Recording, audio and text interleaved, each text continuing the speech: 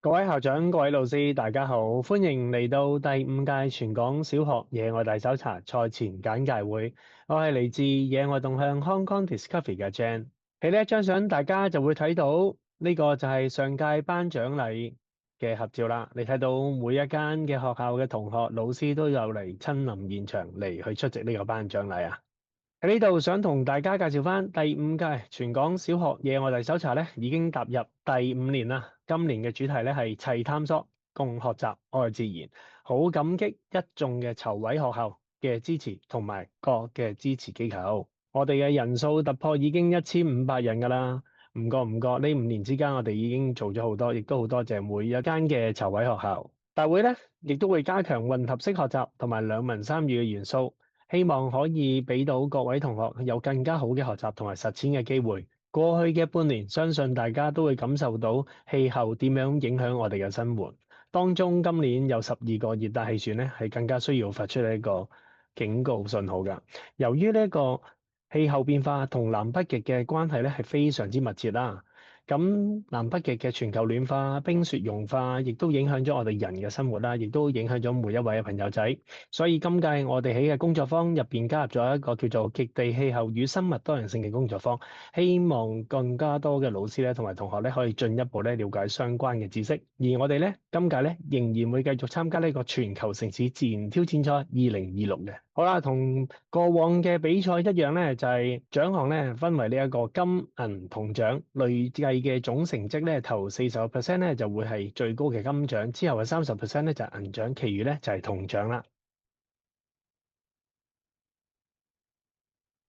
好啦，今屆嘅大搜查活動咧，喺即日起咧已經接受報名噶啦。即是話由而家開始，你哋就可以開始組隊啦，各位老師同學仔，直至到2026年嘅1月1日星期四截止。報名嘅參賽表格咧，可以喺大會嘅網頁上面揾到嘅。而每一間學校咧，最多咧都係可以派出2隊，留意啊，係2隊啊。而每一隊咧都希望有一位老師可以帶領。而因為過去嘅一個經驗咧，話俾我哋知咧，就係可能同學中間有機會仲未集齊隊咧，但係學校又好想報名喎，可以點樣做咧？就係你一樣可以報名喺嗰個表格上邊，喺呢個隊員嘅名稱入邊就寫住係呢一個隨後補上就可以㗎啦。我哋今屆咧同樣咧係會有呢一個自然生態親子攝影比賽，提交作品咧。記住啊，提交作品日期係由2026年1月1日開始啊，即是話而家未開始噶，你唔使咁急，即刻衝出去影相嚇，係2026年嘅1月1日開始，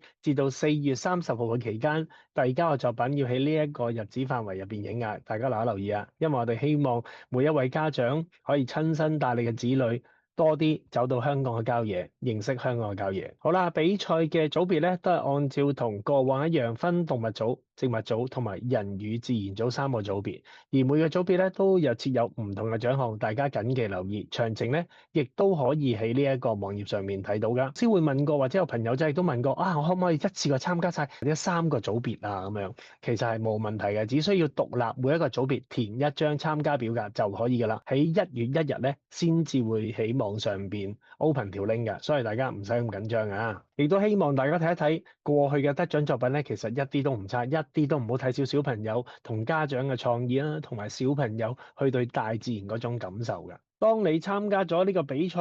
嚟緊我哋就會介紹每一個細節項目嘅時間表噶啦。首先去到3月咧，我哋係會有2場嘅網上工作坊嘅，咁第一場咧就喺3月19號，都係星期四。我哋基本上所有嘅活動咧都喺星期四嘅嚇，咁大家留意啦。咁第一場嘅3月19號嘅講座咧就係極地氣候與生物多樣性工作坊。咁我哋好高興咧可以邀請到極地博物館基金嘅代表咧，同大家分享一啲香港生態同呢一個極地生態之間嘅互相嘅關係啦，啲嘅知識啦。同一時間咧，我哋都係會喺當日咧係會發放一個線上閱讀篇章咧，希望俾大家噶。咁跟住亦都大家可以更加了解香港同埋呢一個極地環境嘅生物多樣性啊。而呢一個工作坊咧係佔成個比賽咧25%嘅，咁所以緊記要參加呢一個工作坊啦。而第二個工作坊咧就會喺3月26號，同一樣係星期四，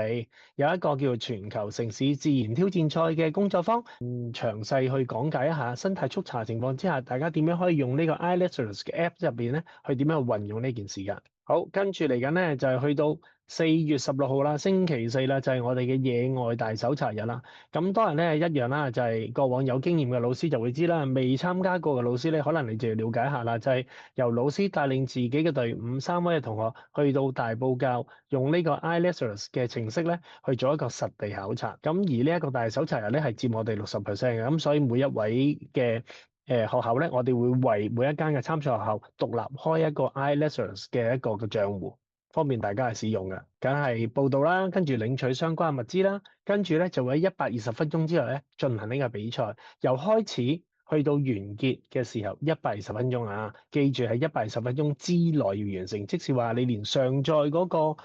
時間去個艇嘅地方上載係計埋喺120分鐘入邊噶，咁所以各位老師緊記一個時間啦，最緊要守時啊。咁好多朋友仔都會問啊，究竟乜嘢計分，乜嘢唔計分啊？最基本可以話俾大家聽咧，就係唔計分嘅就係啲植物、人工飼養嘅動物或者寵物，或者你影住本書仔嘅網絡相片，咁呢啲係絕對唔計分㗎，大家敬請留意啦。由呢一個野外大搜查嘅實地考察日，學識咗點樣用呢一個應用程式之後咧，就可以去到4月尾咧，就參加一個全球城市自然挑戰賽嘅一個嘅比賽。咁呢一個亦都係我哋喺事前咧係會幫所有學校咧參加隊伍咧開咗個 account，令到你哋可以應用呢一個程式喺當日嗰個時段入邊去做所有比賽影相嘅一啲嘅過程嘅。最後啦，做晒咁多場嘅比賽之後咧，就梗係到頒獎禮啦。咁個地點一樣係喺愛秩序灣官立小學嘅禮堂，咁亦都係星期四嚟嘅。咁當日咧就會連呢一個攝影比賽嘅頒獎禮咧都會同期舉行嘅，就喺6月11號。6月11號，好啦，嚟到尾聲啦，呢度咧有一個 table 咧。就可以好概括，令到大家知道幾時開始接受報名啦。由即日起至到去2026年嘅1月1日星期四。咁第一場嘅工作坊咧，謹記啊係3月19日，而第二場嘅工作坊咧係3月26日，而野外大搜查日嘅比賽咧係4月16日，而跟住全球城市自然挑戰賽咧係4月24號至到27號之間，而頒獎禮咧就喺6月11號啦。咁而個攝影比賽咧，大家要謹記喎，係1月1日先至開始接受呢個作品嘅遞交㗎。咁而截止嘅日期咧就係去到4月30號，即是話你可以喺呢一個全球城市自然挑戰賽入邊影多啲嘅作品，先至遞交作品都未遲㗎。咁嚟到呢一度咧，賽事嘅簡介會咧已經嚟到尾聲啦。咁希望大家可以留意呢一個時間表，咁跟住嚟緊係開始接受報名啦。由而家開始去到2026年嘅1月1日星期四，就會接受所有嘅小學去參加呢一個全港小學野外大搜查啦。咁你只需要去上到大會嘅網頁或者 scan 呢個 QR code，就可以去到大會網頁㗎啦。而同時間緊記啦，各位老師，如果你參加咗呢個比賽嘅話咧，緊記將我哋野外動向 Hong Kong Discovery 嘅 WhatsApp save 喺你哋自己嘅手提電話入邊，因為我哋會以呢個 WhatsApp 同大家主要一個聯繫嘅，而同時間亦都會以電郵去發放俾大家。咁但係好多時一啲緊急啊、比較急講嘅查詢啊，或者一啲嘅回答咧，